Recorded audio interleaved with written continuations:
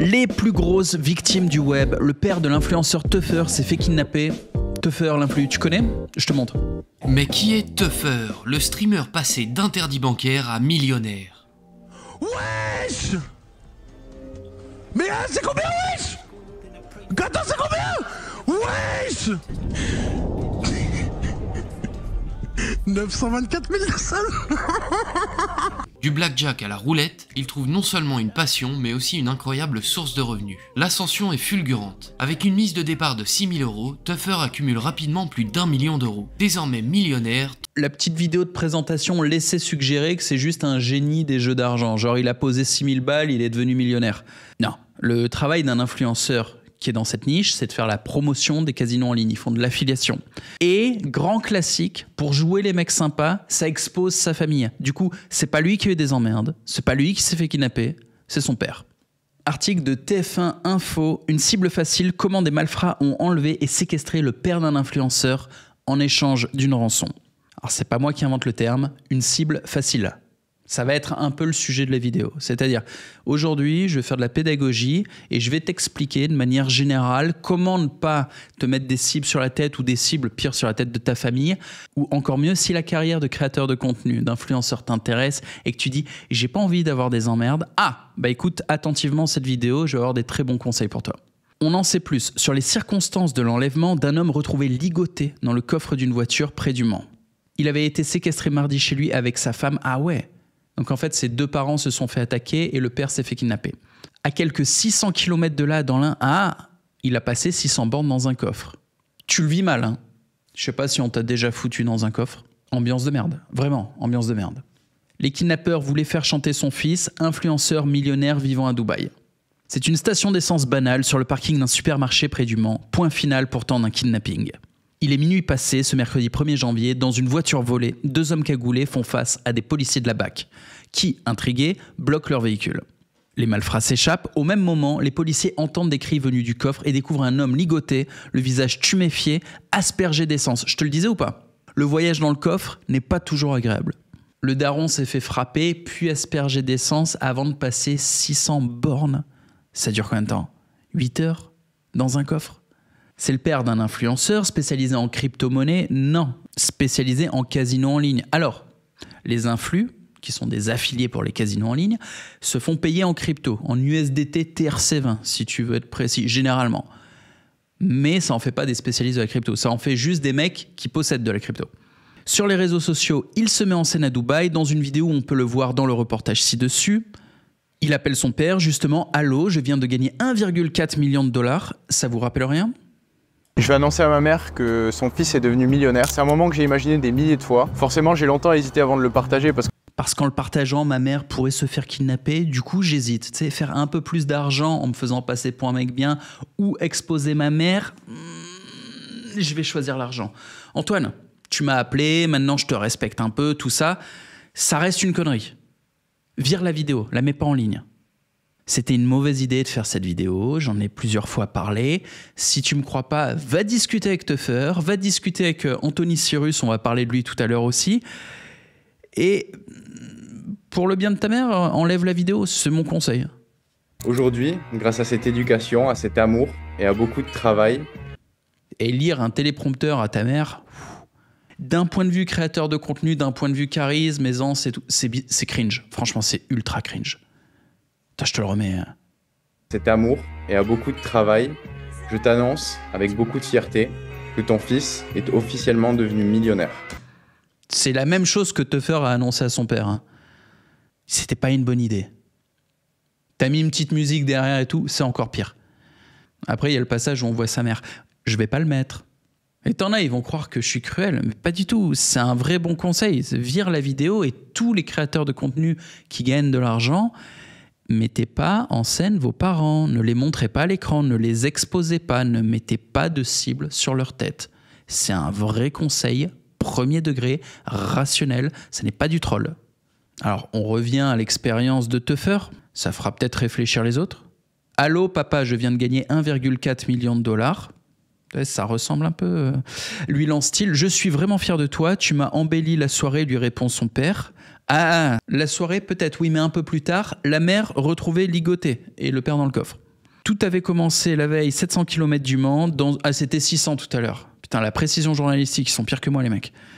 Le père raconte l'irruption chez lui de 4 hommes armés qui l'auraient ligoté, donc attaqué par une équipe de 4, bâillonné lui et son épouse avant de l'embarquer dans le coffre. Tout à l'heure, il disait « tuméfier et asperger d'essence ». Là, il ne précise plus. Une demande de rançon aurait alors été envoyée au fils via des réseaux cryptés. L'influenceur alerte aussitôt les gendarmes qui retrouvent la mère ligotée. Pourquoi les ravisseurs ont-ils traversé la France? Comment ont-ils identifié leurs victimes? Le JT de TF1 a posé la question à l'influenceur. Voici sa réponse. « Je ne donne pas d'informations gratuitement. » Et là, tu sens que les journalistes sont mauvaises. Et j'ai l'impression que c'est une question à la con, de toute façon. C'est lui qui a exposé ses parents tout seul. C'est facile de les retrouver derrière. Si t'as le visage, la voix ou quelque chose, une info, juste le nom de l'influenceur, c'est bon. Une équipe de professionnels, tu crois qu'elle va pas retrouver la famille? Bien sûr que si. Ah, c'est les journalistes, ça. Ils te posent des questions débiles et après, ils se vexent que tu veuilles pas y répondre. Donc, quelque part, là, j'ai du respect pour te faire cette réponse. Je ne donne pas d'informations gratuitement, qui est un crachat à la gueule des journalistes. Ça, je valide. Je suis de son côté. Là, il n'y a pas de souci. À cette heure, les malfrats n'ont pas été retrouvés. Ces derniers mois, plusieurs créateurs de contenu ont été la cible de criminels. Tom Michel, avocat spécialiste du droit pénal, défend les influenceurs. Jamais il n'a eu à traiter autant d'affaires.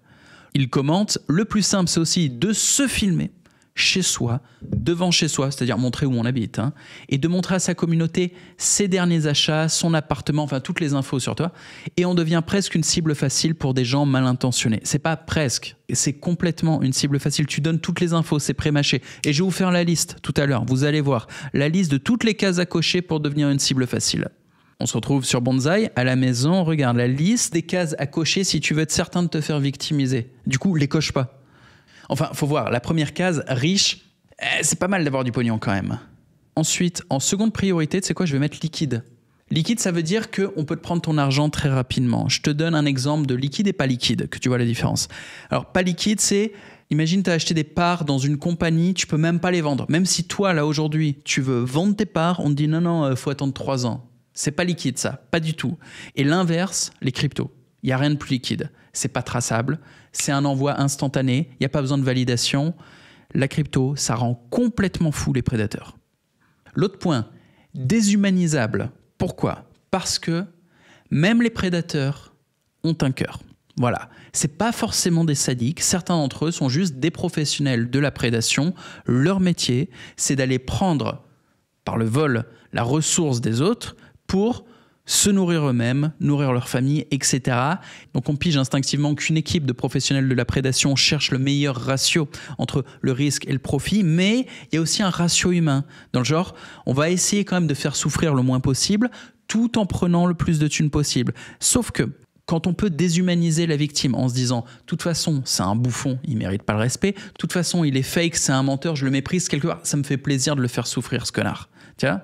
Ou pire, c'est un arnaqueur. Donc quelque part, le prédateur peut se mentir à lui-même et se dire « je suis un justicier ». Okay ? Cet arnaqueur a baisé tout le monde et maintenant, c'est moi, genre Robin des Bois, qui vais le baiser. Et je répète, être déshumanisé, ça veut dire c'est ok de te faire souffrir. Autre point, ne pas être sous-opérationnel. Ça veut dire quoi ? Un mec opérationnel, c'est un type qui a certaines compétences en sécurité, certaines capacités et compétences à la défense, qui est organisé et qui est vigilant, qui comprend les risques, qui essaye de les minimiser et qui est capable de réagir avec violence, qui a une capacité de nuisance si jamais il se fait attaquer, qui au minimum est capable de se défendre. Donc un type qui n'est pas armé, qui ne sait pas se battre, qui est en surpoids, etc. Un couple âgé dans une zone non sécurisée, pareil, victime facile. Et il faut se réveiller 2 secondes. Hein. La France, si tu crois que à 4 heures du mat, dans tout le territoire, tu as des patrouilles qui surveillent pour vérifier qu'il n'y a pas des voitures volées qui circulent avant de faire une attaque à domicile, séquestration. Non, il n'y a personne. Okay ? Tout le monde peut faire un peu n'importe quoi.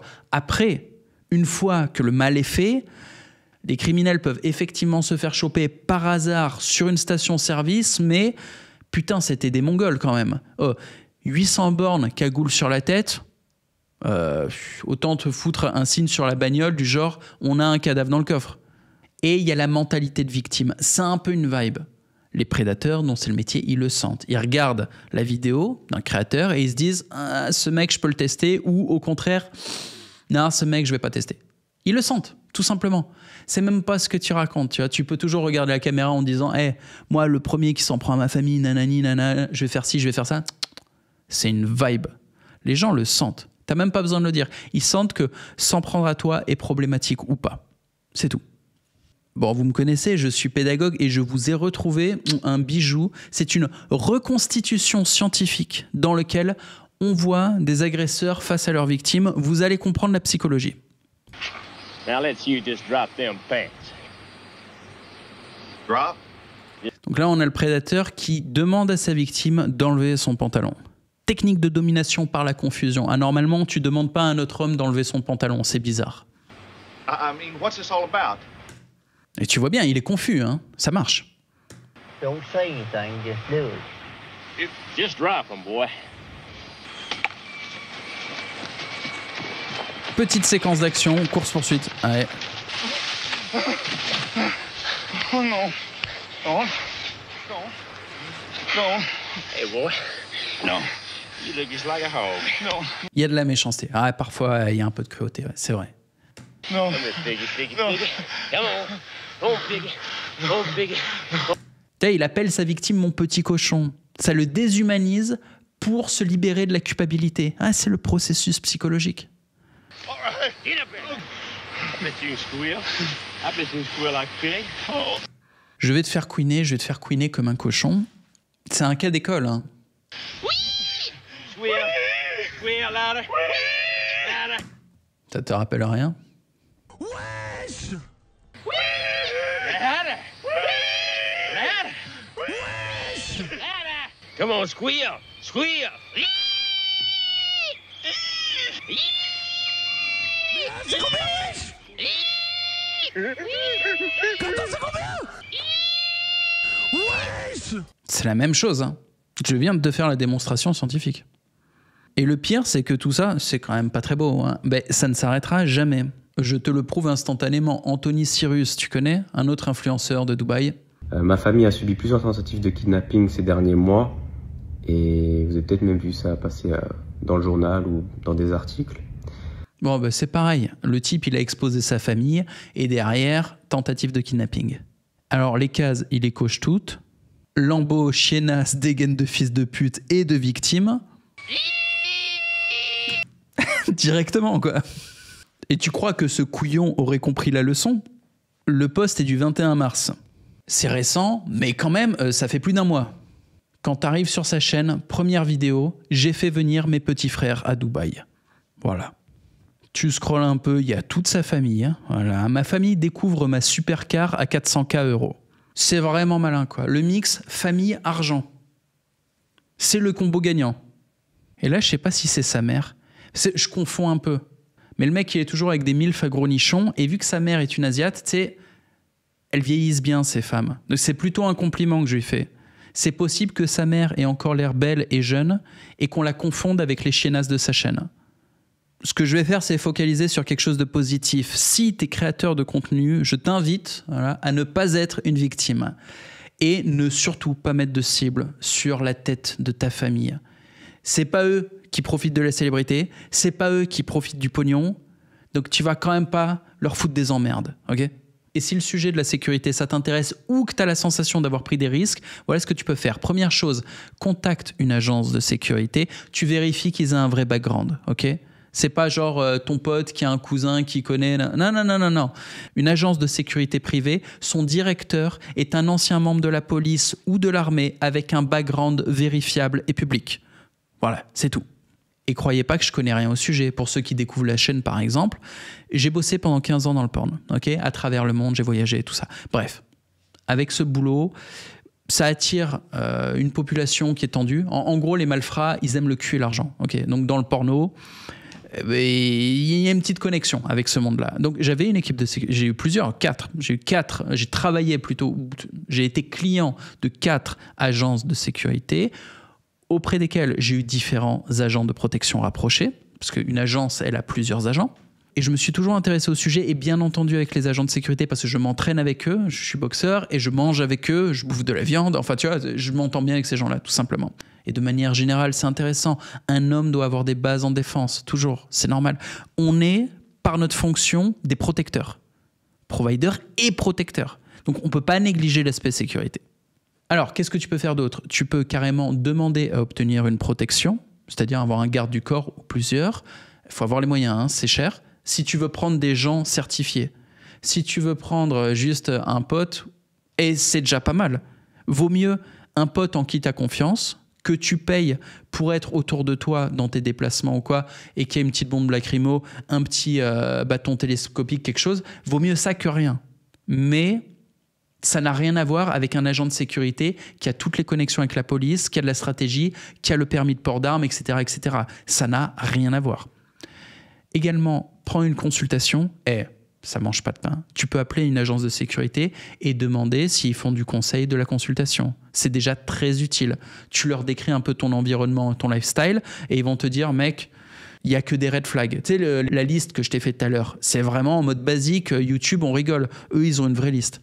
Tu peux également, et ça c'est génial, t'abonner à un système de conciergerie. C'est un numéro que tu appelles tout le temps. Et au lieu d'attendre 15 minutes comme un con sur la musique de Vivaldi, non.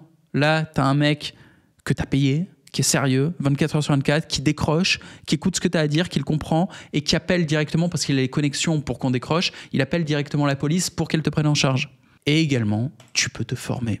C'est pas délirant, c'est pas inutile. Au contraire, c'est important. C'est important de savoir gagner de l'argent, c'est important d'être en bonne santé, c'est important d'être opérationnel.